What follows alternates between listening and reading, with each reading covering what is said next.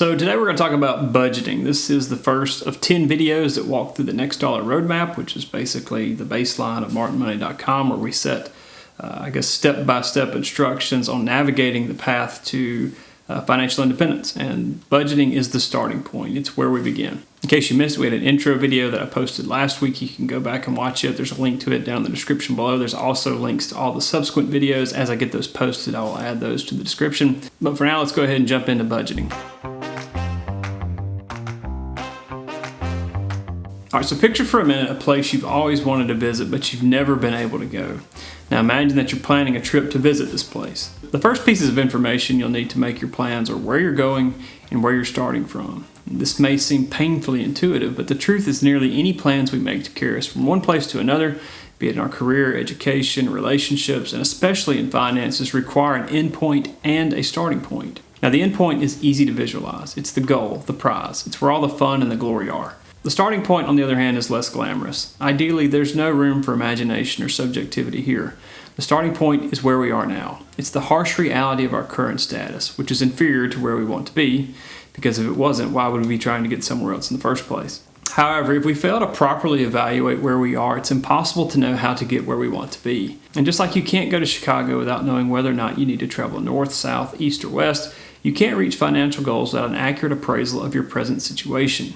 That appraisal is called a budget. And for many, a budget is an overachieving four-letter word with 6 characters. It inspires a level of excitement equivalent to that of a trip to the dentist. Is it fun? Not really. Is it necessary? It is if you want to be successful financially. You have to know where your dollars are coming from and where they're going if you want to have control over your money. In case you still have doubts, let me attempt to highlight the importance of budgeting by focus on several of the benefits. The first one is exposing unknowns. Now, it's natural for us to assume that we are capable of making excellent judgments about our own circumstances. I mean, who could possibly know better than us, right? That's why 80% of us think we're above average drivers.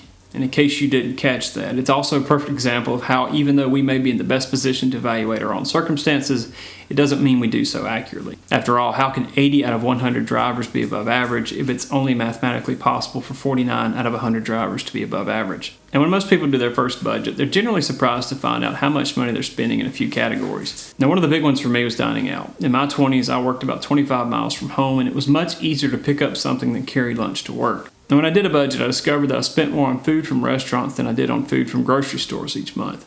This was 2 to 3 times the amount I would have guessed. But that knowledge empowered me to do something about it instead of remaining blissfully ignorant and wondering why I never seemed to have enough money left at the end of the month to pay off debt or save for the future. The second thing a budget does is it gives you an opportunity to improve.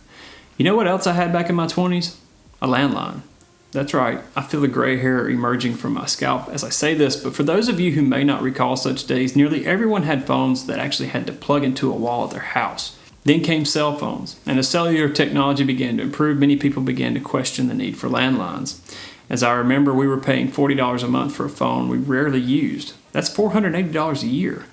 Doing a budget highlighted opportunities to make the use of our money more efficient by eliminating redundancy or waste. Subscription services are a more modern place you see inefficiencies. For example, are there similar services you're paying to receive from multiple providers? Or going back to food, are there more efficient ways to spend money dining out versus dining in? Where is there waste in your household that can be eliminated? And when's the last time you actually went to the gym? Do you really need such a low deductible on that insurance policy? Did you know you were spending that much on clothes each month while simultaneously complaining about the lack of space in your closet or dresser? Budgets are helpful for asking and answering questions like these so we can hone our money management skills and produce better outcomes for ourselves and our households. The third benefit of budgeting is measuring progress. I've already pointed out that you can't reach a specific destination without knowing your starting point. Well, it's also helpful to be able to measure your progress along the way. And to do that, you need milestones or goals to work toward, but you can't measure progress toward those goals without having a baseline. A budget gives you a picture of your starting point so you can measure progress with your money. So looking into the future, will dumping those subscription services result in more discretionary funds each month? Has the money saved from skipping restaurants made you more or less happy? Do I worry at all about carrying a higher deductible for my car insurance, or is the extra cash more beneficial? Granted, these are still somewhat subjective questions, but with a budget, they're being asked with quantitative factors in mind instead of just winging it or guessing. That's the power a budget gives you. The fourth benefit of a budget is getting buy-in. Now, if you're single and no one else is dependent upon your income, then you can skip on to the next section. But for those of you who are in a relationship or you have others in your household who depend on your money in order to live, You're going to need to recruit their help in making your budget successful. Just imagine setting a cap on your spending for clothes, groceries, or gasoline, only to have a spouse that likes to take long drives while wearing Armani suits and eating caviar. You'd have two problems. For one, you'd be married to a very odd spouse. Second, your budget would be rendered useless due to their frivolous spending. But by setting a budget, you can establish a reasonable range of expectations about spending on a variety of categories, preventing awkward or frustrating misunderstandings about how money is going to be managed in your home. And if I may, I'd also recommend that you include your family when you set your budget. It's much more likely to succeed if all the stakeholders have an opportunity to voice their opinion and get buy-in into the process. Before we talk more about building a budget, I want to ask two things quickly. First, if you've been watching the channel for a while or maybe you're new, please click subscribe. Second, if you have a topic or subject that you'd like me to make a video about, please put that in the comments below. It actually helps me a lot to make videos about topics people really want to learn about rather than just guessing each month. Now let's talk about building that budget, and I want to start by giving an example of the importance of accuracy.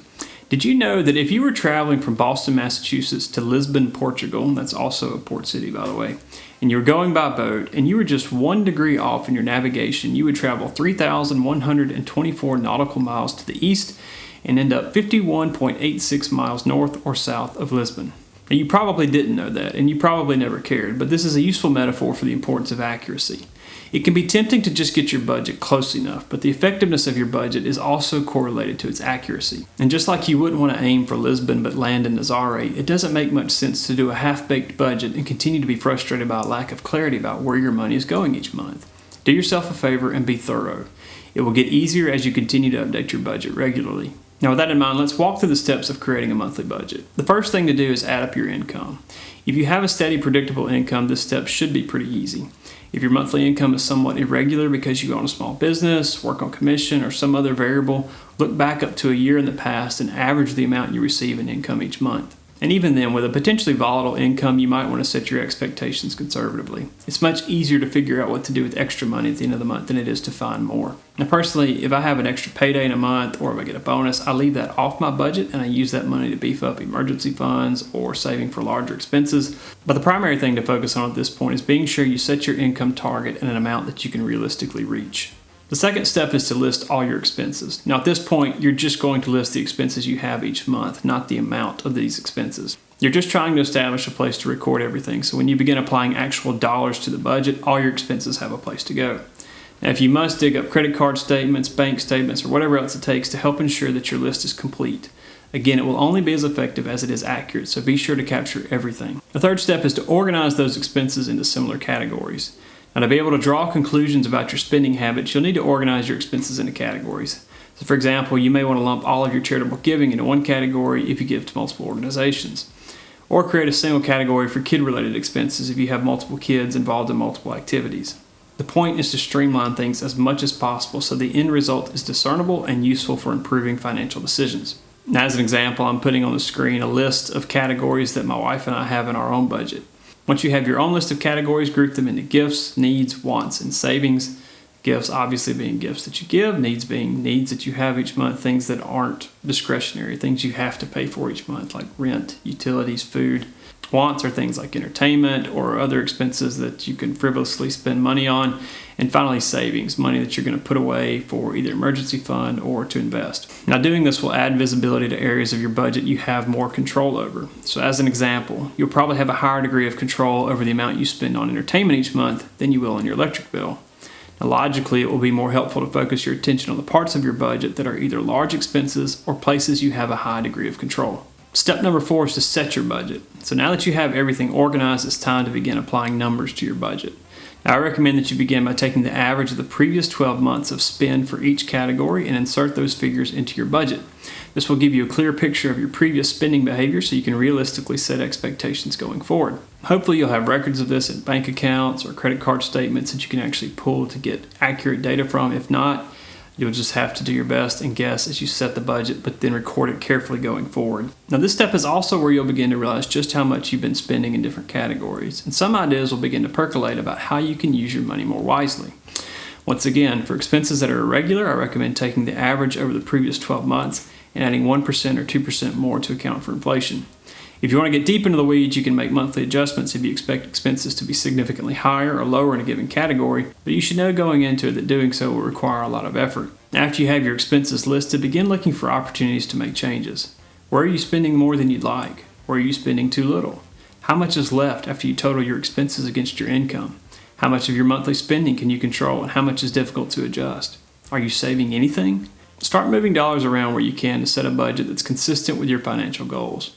I'll get into more guidelines as we walk through the Next Dollar Roadmap, but there are a few that are relevant to budgeting. First, you absolutely must spend less than you make each month. This is non-negotiable. If that means you need to sell things or move, then you need to do that. Second, aim to keep your combined housing and transportation expenses below 30% of your take-home pay. These are large categories. If you manage them effectively, it will really help your budget out. Finally, when you reach the point where you're able to save and invest, you want to aim to save 15 to 25% of your income in tax-advantaged retirement accounts each month. Step 5 is to document your budget, and you want to do this in a place that's easy to reference when possible. In order to adjust your behavior so that it aligns with your budget, you'll need to be able to reconcile options with available funds as you're faced with purchasing decisions, not after. The simplest, most effective, but also high-hassle way to do this is to use the envelope system. Using the envelope system, you'll put the amount of cash you need for each budget category into an envelope at the beginning of each month, and once there isn't enough cash left in the envelope, you have to stop spending in that category for the remainder of the month. Like I said, it's effective, but it's also a pain to set up. Now, to me, apps are the easiest way to track expenses against budgeting goals. These update automatically based on your spending out of your bank accounts or on your credit cards, but usually the good ones actually charge a fee, which you may or may not want to get into. And there's also always Excel, which is how I've done my budget for about 20 years now. Whatever method you choose, be sure it's readily available so you don't unwittingly overspend in certain budget categories. Step 6 is to adjust your spending to match goals. Now, this sounds like a very simple and logical step, but if you don't follow it, your budget will fail to fulfill its purpose. Like a failing dieter that allows themselves frequent cheat meals and quick snacks, you'll find yourself frustrated by a lack of progress if you can't stick to your budget. There's a phrase I like that I probably saw in a movie, and it applies well to personal finance. It's just math, and the math don't lie. Now, math is an unbiased, objective, unaccommodating, unwavering, inflexible, uncaring judge. If you spend more than you make, you will fail financially. It's just math, and the math don't lie. If you make saving and investing a priority, you will succeed. It's just math, and the math don't lie. You have the plan. Now all you have to do is follow it. Step number 7 is to update your budget regularly.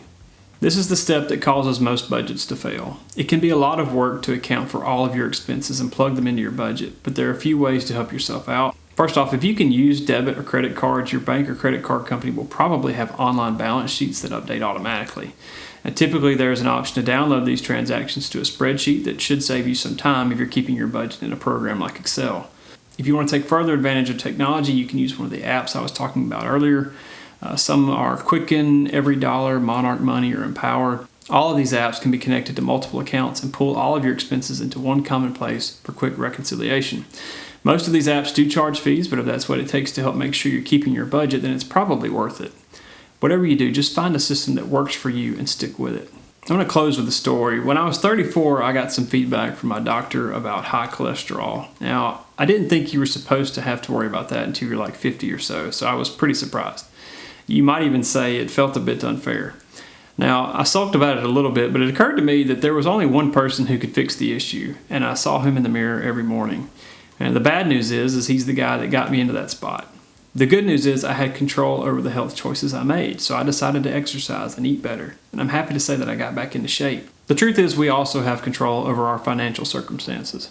It can be tempting to focus on how it feels like things are unfair and how someone's after our money at every turn, but we won't improve our situation until we take control of our money. A budget is the first and most fundamental step in exerting control over your finances. Now, at the end of this video, I'll have a link to the next video in the Next Dollar Roadmap series. It's Milestone 1, the Uh-Oh Fund. I'll also have a link to that down in the description below. As always, I am grateful for your time and your interest in my videos. God bless and take care.